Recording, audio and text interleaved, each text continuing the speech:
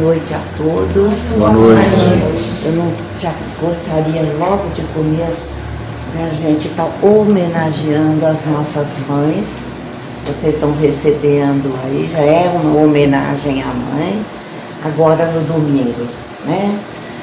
Todos nós tivemos uma mãe presente. Quem tiver com uma mãe aparentemente ausente, mas está no nosso coração, e que a gente possa fazer uma homenagem de coração a essas pessoas que nos deram a oportunidade da vida, né? Na oportunidade, fizeram o melhor. Às vezes a gente, numa determinada idade, é um pouco crítica em relação aos pais. Tem até vontade de mudar pai e mãe, mas com mais idade a gente percebe que todos eles fizeram no seu limite da sua capacidade, não é? Isso quer dizer que todos nós acertamos e todos nós erramos. E continuamos ainda vivendo as nossas dificuldades, porque a gente ainda não está pronto. Nós estamos em processo, né? E estamos muito no começo desse processo. Tá? Bom, o tema que a gente vai ver hoje, nossa gente, eu estou com uma boca seca, parece que eu bebi a noite inteira. O tema que eu estava vendo para a gente refletir hoje, quando a gente fala cegueira espiritual, já dá um ar triste, uma coisa mais pesada, mas eu gostaria que você lançasse uma palavra antes, como curar-se da cegueira espiritual. Isso é sinal que todos nós temos essa cegueira espiritual, mas a gente, com a ajuda da doutrina, que é uma doutrina que nos ajuda a progredir, a encontrar uma felicidade relativa, que nós sabemos, né? Mas é ela que vem nos ajudar. E no Evangelho existem muitas menções que são sempre repetidas por Jesus. Uma delas é quando ele fala sobre o pão, sobre a água, aparece quase que no Evangelho todinho. Mas o problema da cegueira, da visão, vem em terceiro lugar. É uma das menções também muito citadas no Evangelho para Jesus. Por quê? Porque ele é a nossa luz, ele é a luz do mundo, ele quer que a gente traga, desenvolva essa nossa luz interior. Por isso que ele é tão citado desse jeito. E é muito comum, a gente lembrar dessas frases aqui que a gente encontra no Evangelho. O pior cego é aquele que não quer ver. Eu vim esse mundo a fim de que os que não veem, vejam. Né? Se um cego guiar outro cego, cairão. E dentro de várias orações, a gente está pedindo, quando a gente quer uma coisa, quando a gente está em dificuldade, quer resolver um problema, Senhor, que eu veja. E também essa menção é muito citada, você olha e não vê. O que é isso? Quando você olha e não vê. É a mesma coisa que são cegos guiando cegos. Então, dentro dessas várias menções que a gente ouve no Evangelho, a gente vai começar a trabalhar uma primeira, que a gente vai ver a diferença na doutrina entre olhar e ver. Porque no uso comum, quando eu estou conversando, falando qualquer coisa, eu uso, olha, eu estou vendo, eu olhei. A gente usa as duas palavras de uma maneira comum, do nosso cotidiano. Na doutrina espírita, determinadas palavras, elas têm um significado específico. Kardec teve muito cuidado com isso, para que a gente pudesse realmente entender aquilo que Jesus estava querendo dizer. Para a gente entender esse significado mais profundo que as palavras têm, não é? Porque algumas têm aquele significado literal, olhar, estou olhando. Todos nós estamos olhando. É um significado de olhar para a doutrina, é um olhar material do meu físico. E quando eu digo, eu estou vendo, já é um outro significado a palavra ver dentro da doutrina. Ela tem um significado assim, com mais profundidade, com uma simbologia que também varia conforme o entendimento da pessoa, né? Conforme a sua profundidade. Então, eu que falei no comecinho, o problema da cegueira é, aqui não posso ficar sem, eu sempre digo que não é para dar de castigo em ninguém, para cutucar ninguém, mas é um dos pontos mais tocados por Jesus durante o seu evangelho. E eu peguei essa frase aqui, ó, o pior cego é aquele que não quer ver. E os outros aqui a gente acabou de ler, eu quero o segundo item. Então, eu acabei de falar para vocês que olhar e ver dentro da doutrina tem um significado diferente. Porque Jesus, quando ele diz a seguinte menção, quando ele fala o seguinte, mas vocês olham, mas não veem. Quando ele diz isso daqui, quem olha, eu acabei de falar, os olhos materiais, não é?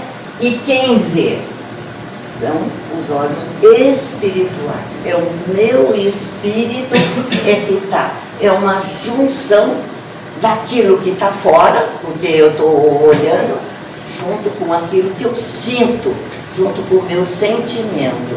Então, olha só o que Jesus estava falando, que a gente olha, um olhar mecânico, mas muitas vezes a gente só tem esse olhar físico, a gente não tem esse olhar que na verdade Jesus está querendo dizer, vem, olhem aqui com esse sentimento, né? Muitas pessoas, a gente olha a mesma coisa de maneira diferente. Para vocês entenderem aqui, a gente olha, mas a gente vê de maneira diferente. Assim, para a gente entender o que Jesus estava falando nesse sentido, por exemplo, a pandemia, não é? Quando a gente ligava a televisão, olhava o celular, não é? Te olhava, aquele mundo de gente morrendo, a gente ficava impressionada, não tinha nada que clareasse um pouco. Então, esse olhar nosso era de muito medo, o que vai acontecer, o que é isso que está acontecendo. Esse era um olhar geral, físico, de todos nós, inclusive da gente.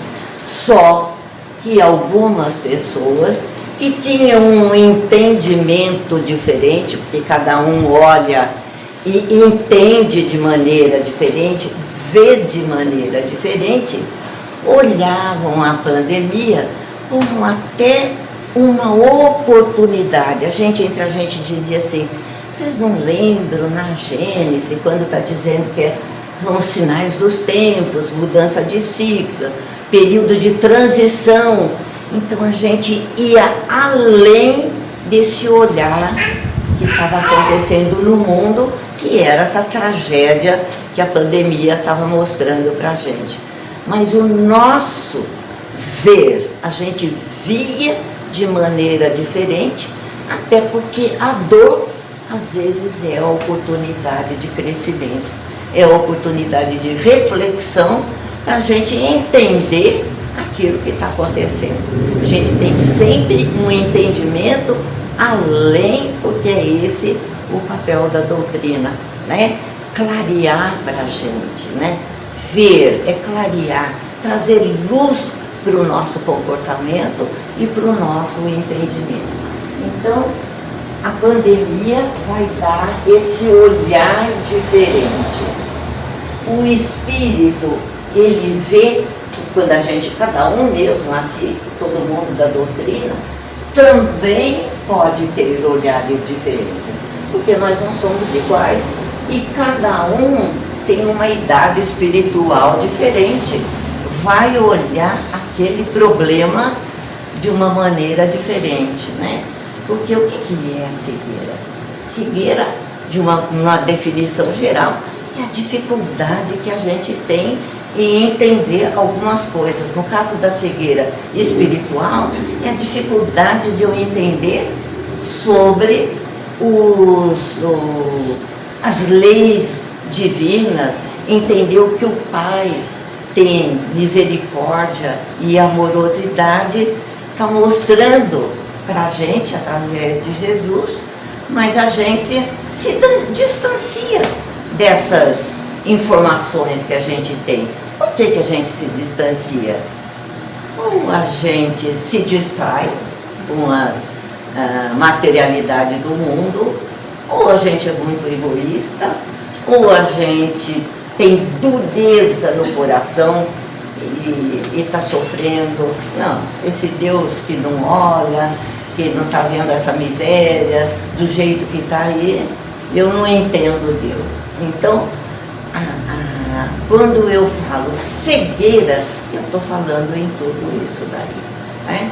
Nessa dificuldade que a gente tem nesse entendimento que parece que é tão claro, né?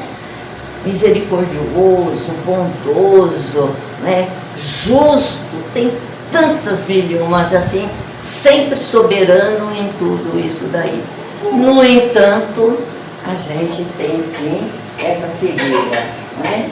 Porque existem os cegos dos olhos, mas existem, eu acho que muito mais, os cegos de espírito, isso em maior quantidade, né?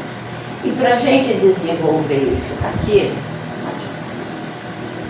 a gente vai começar a trabalhar algumas curas, né? E a gente vai trabalhar porque vocês já conhecem o cego de Jericó, de Siloé, tudo isso. Então eu vou pegar esses personagens que tiveram problema de cegueira física, né, material, né, e o que aconteceu com eles durante esse processo de clarear, não é?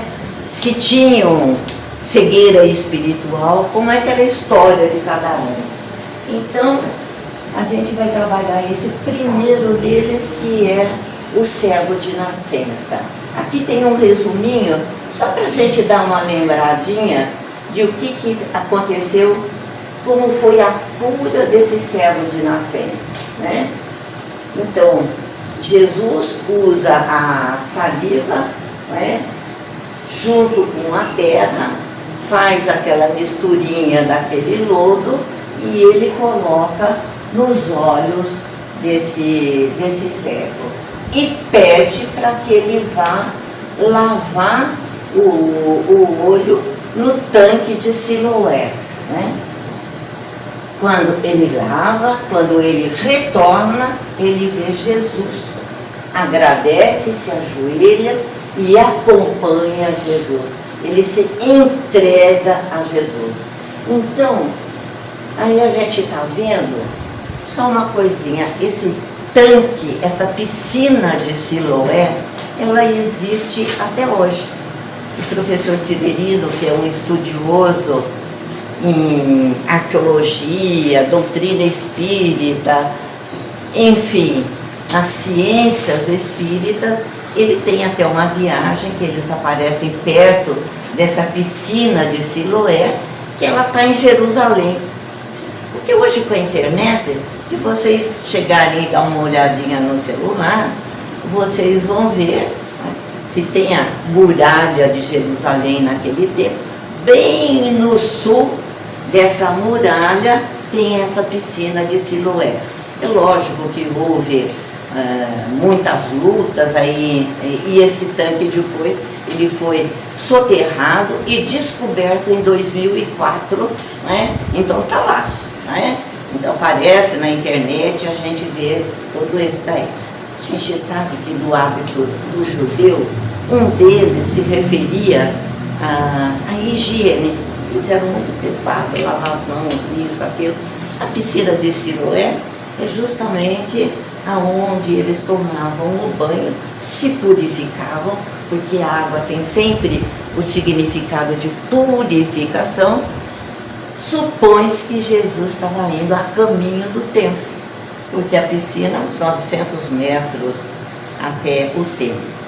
Provavelmente iria até o templo, né, fazer os seus estudos, pregações, e tenha passado por essa piscina e curado esse servo, né? Bom, depois que ele viu, lavou o rosto, viu Jesus, né? Sempre o que acontecia? Sempre pela volta tinham os fariseus.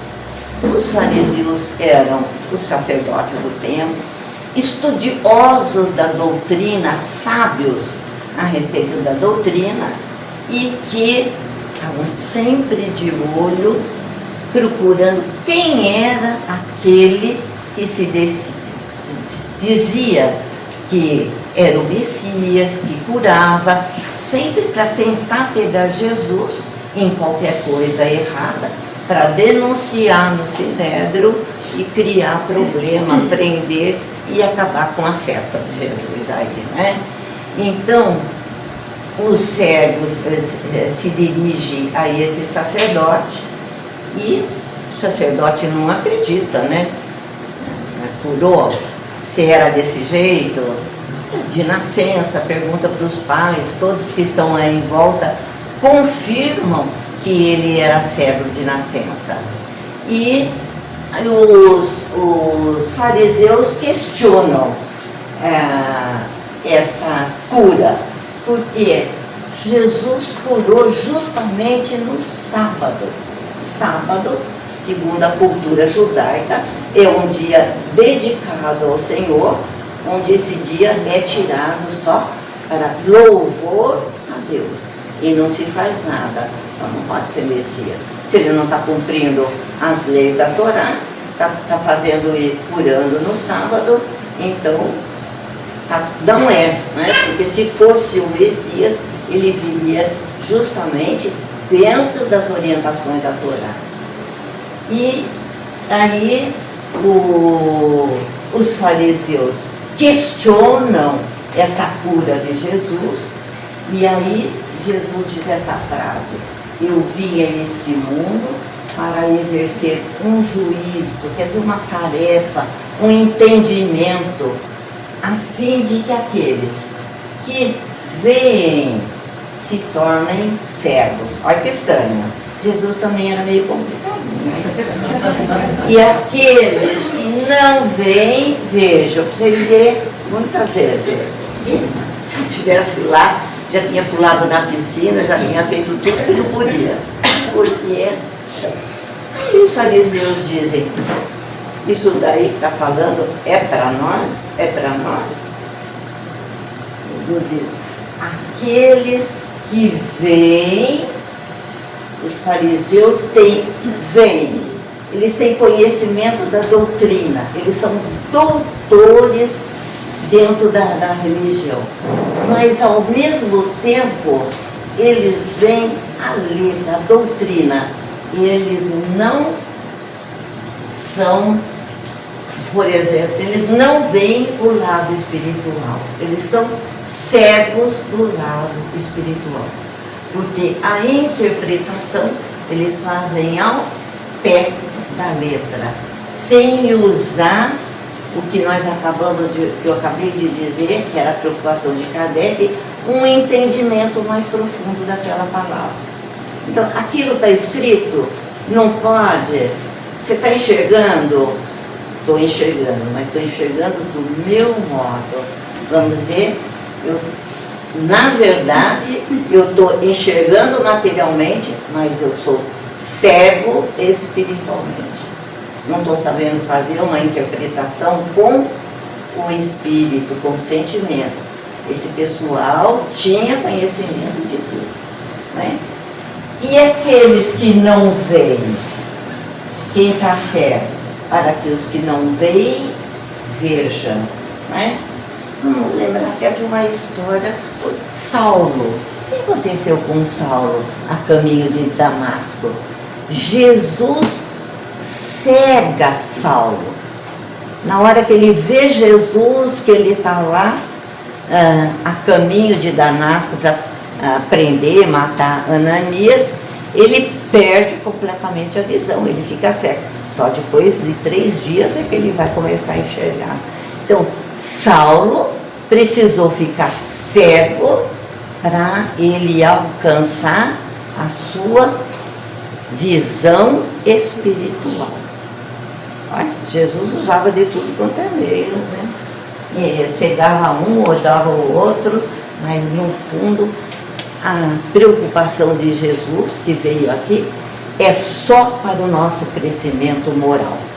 Ele não tinha grandes preocupações com o nosso problema material. É lógico que ele está tratando com uma população sofrida, dolorida, gente humilde, gente que não tinha nada, gente que tinha acreditado que não tinha nada, que era cego, que era doente, porque o que ele tinha feito que tinha desagradado a Deus? Sempre aquele sentido de culpa, não é? O que é que eu fiz? E a pessoa não tinha resposta, não tinha entendimento. Olha a dificuldade para quem não tinha esse entendimento. Tinham fé, acreditavam, procuravam alguma coisa que os pudesse ajudar, né? Então, vamos dizer, o cego de Siloé, ele recebeu, então a gente viu, ele recebeu a cura física e a cura espiritual. Por quê? Porque aí no texto diz que ele seguiu a Jesus. Esse cego de Jericó, ele é super conhecido. É aquele que está sentado na beira da estrada, com aquela capa de mendigo, né? Que ganhou do Império Romano, autorizando ele a pedir a sua esmola, e também tinha ouvido falar desse mestre de Jesus que fazia cura. Então ficava aquela montoeira de gente quando Jesus passava à procura. Quem é que não quer curar a gente?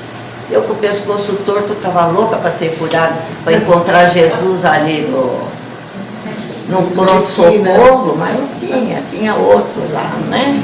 Então, a gente tem dificuldade com as nossas dores materiais, e muitas, né? E sempre pensando o seguinte: Jesus não está dizendo que ele está curando porque a gente espírita adora sofrer, gosta disso, gosta daquilo. Não, porque o que puder nos ajudar para que a gente possa vencer as dificuldades materiais, está aí ajudando, orientando e trazendo os ensinamentos. A cura é a espiritual, que é a mais importante para Jesus. É sempre nesse sentido que o olhar dele está sempre voltado. Então esse cego de Jericó, ele está gritando, berrando, não é? Para que Jesus, tenha piedade de mim, filho de Davi. Ele gritava. É a mesma coisa que ele estivesse gritando assim: olha, o Jesus, eu sei que você é o Messias, porque dentro da cultura judaica já se sabia, pelos profetas, lógico, que o Messias que viria para ajudá-lo, para salvá-lo, esse Messias vinha da linhagem do rei Davi.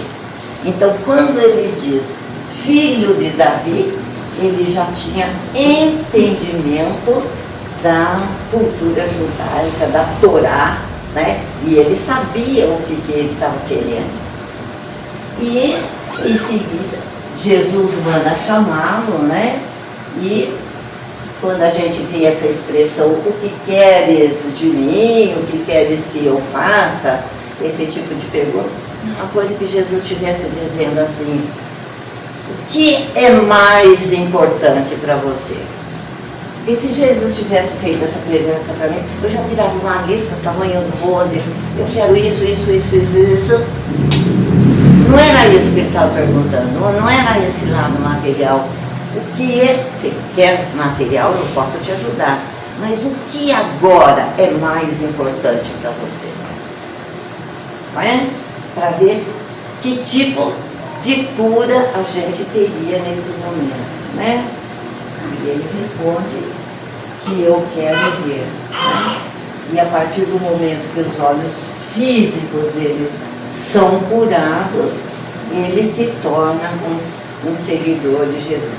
Jesus, lógico que pelo seu magnetismo, pela sua sensibilidade, ele já percebe tudo isso daí, mas ele tem que perguntar para a gente: Kelly, o que você quer? Né? Até para a gente fazer uma seleção do que eu quero, para ela não dar uma lista tamanho do bolo. O que eu quero? O que é mais importante? O mais importante são sempre os nossos olhos espirituais, os nossos problemas de espírito, de crescimento, de evolução, de tudo isso daí, né?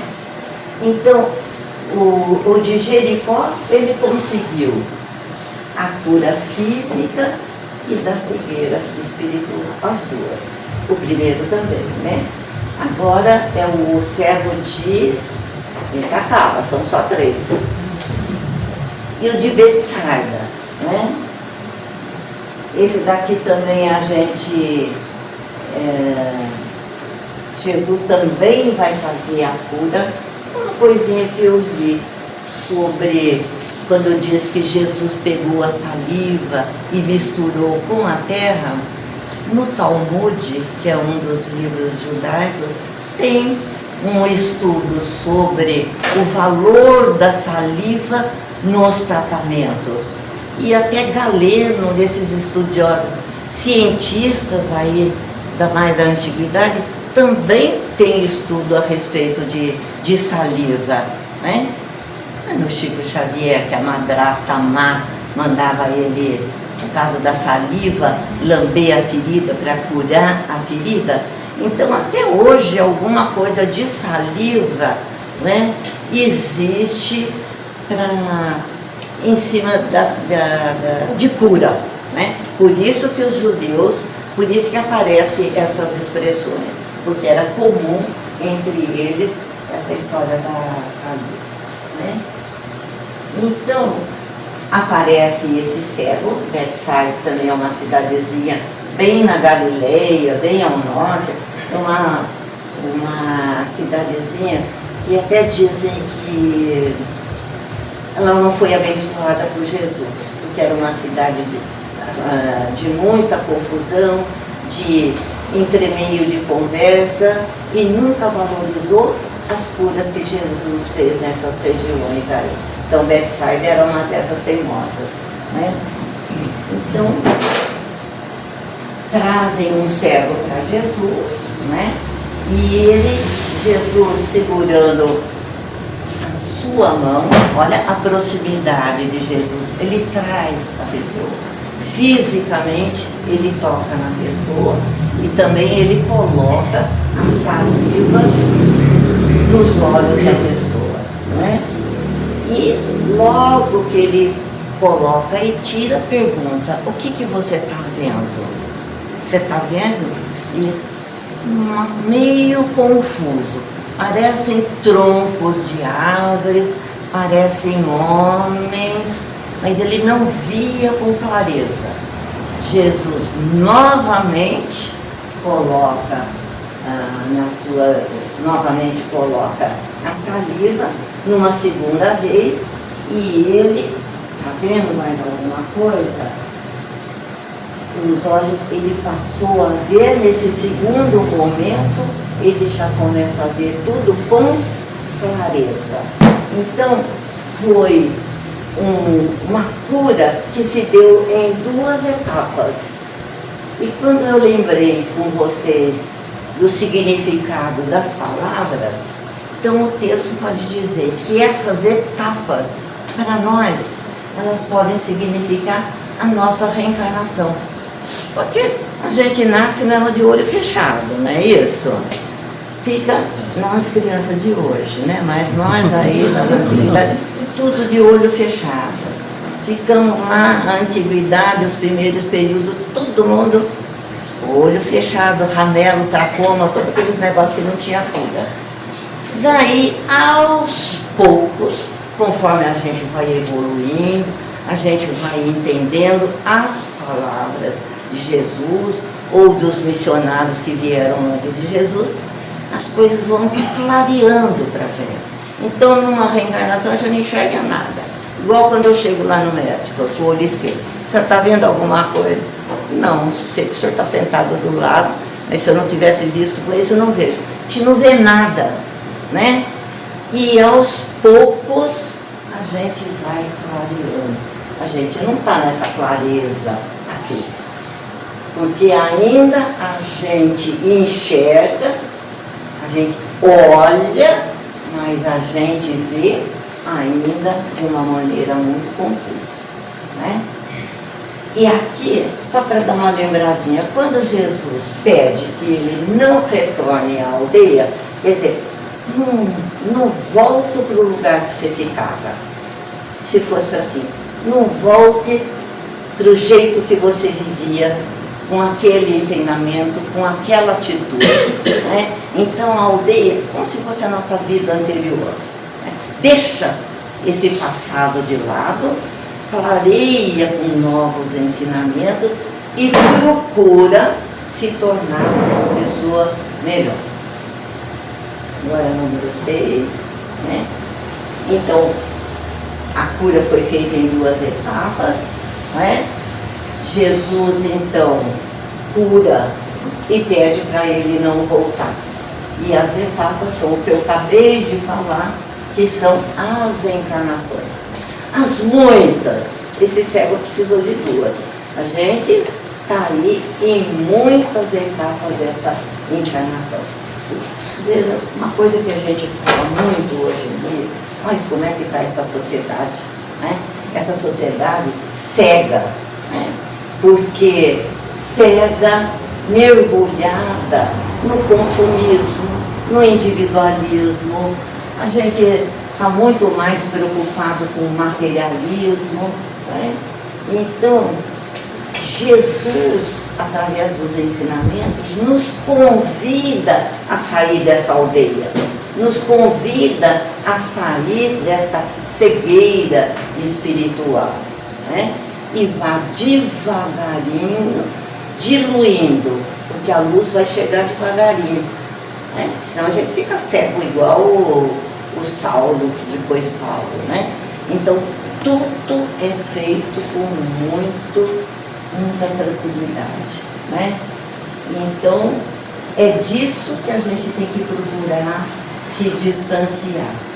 E, para a gente completar, número 7,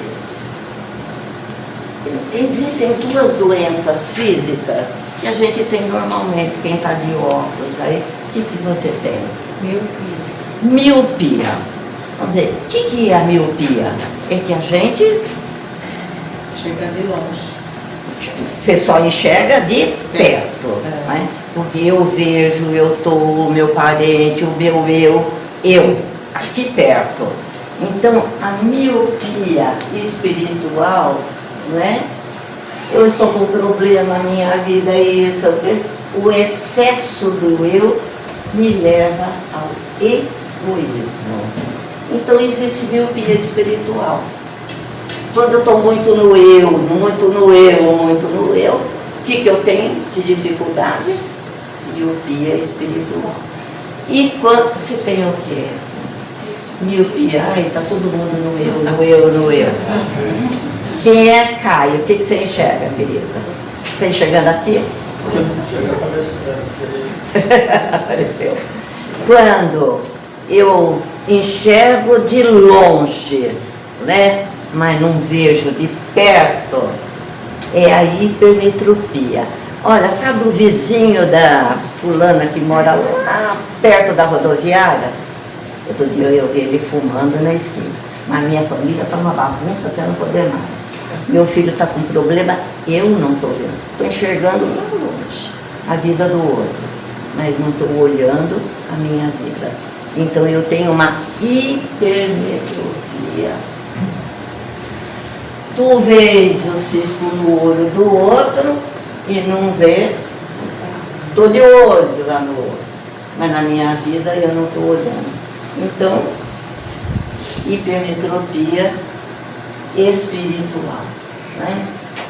Cura, Jesus, pedindo para a gente os seus olhos, para que você possa ver a misericórdia e o amor de Deus em todos os momentos da sua vida, né? Jesus está dizendo para a gente não ficar só olhando, para a gente ver, para a gente sentir, né? Sempre esse lado espiritual. E o número 7 aqui, tem mais um só. Isso daqui eu estou deixando para o João, que está dando um curso excelente na terça-feira sobre as bem-aventuranças. Então, ele vai nos ajudar nessa bem-aventurança. Bem-aventurados os puros do coração, pois verão a Deus. Né? Então, no Sermão da Montanha, a gente vai ter possibilidade de completar isso que a gente está vendo aqui, para a gente aprender a ver, né? A ver o que é isso, né? O que é ver Deus. Então, vai ser uma aula muito bom, o curso todinho está sendo dado, que vocês compareçam para desvendar isso daí. Agora, o meu auxiliar aqui, sempre no final, eu tenho a colaboração dos meninos.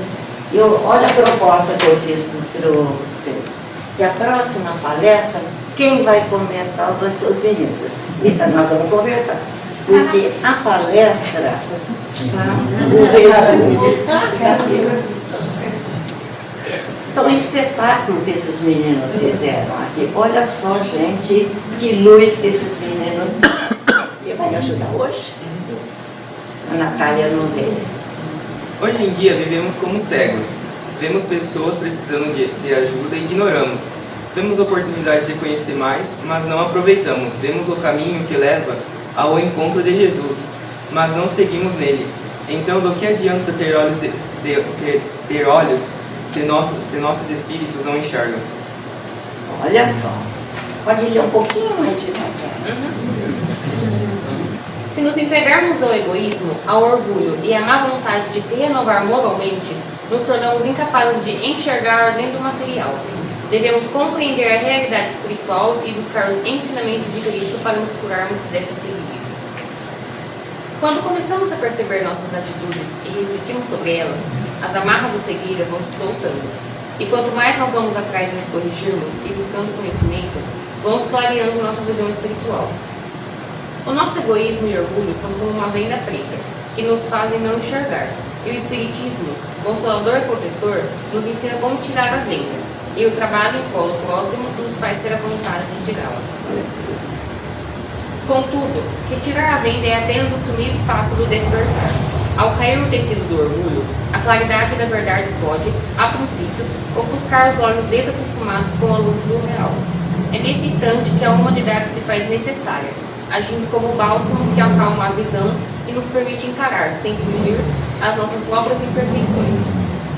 Se a cegueira nos isolava no mundo de ilusões, onde éramos o centro de tudo, a visão recuperada nos mostra que somos parte de um todo interconectado. Não mais tateamos nas sombras do eu, agora caminhamos sobre o solo do nós. Eu vou colocar depois, está tão bonito depois para vocês verem, no grupo. E depois vocês passam um para o outro, porque tá. Posso ficar com ele aqui em cima da mesa, depois se alguém? Porque lendo, depois vocês vão ver a profundidade do estudo desses meninos aqui atrás, a Natália. Olha, mais um colaborador que chegou de surpresa. Eu já tinha convidado, né? Obrigada pela participação. Tá bom, meninas?